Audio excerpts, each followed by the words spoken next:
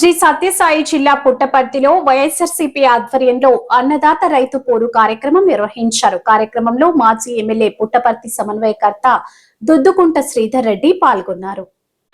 అన్నదాత పోరులో భాగంగా వైఎస్ఆర్సీపీ కార్యాలయం నుంచి ఆర్డీఓ కార్యాలయం వరకు ర్యాలీ నిర్వహించారు. ఈ ర్యాలీలో పెద్ద సంఖ్యలో వైసీపీ నాయకులు పాల్గొని ప్రభుత్వానికి వ్యతిరేకంగా నినాదాలు చేస్తూ ర్యాలీ చేశారు.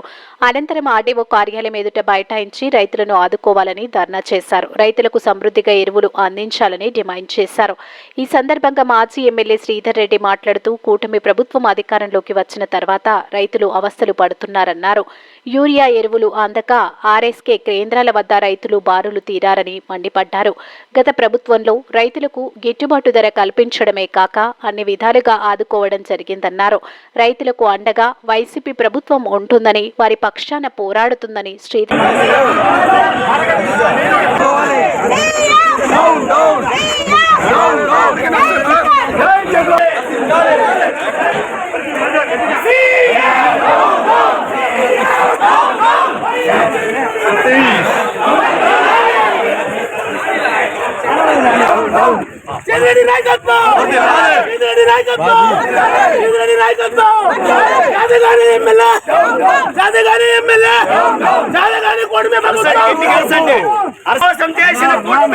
నిర్లక్ష్య వైఖరి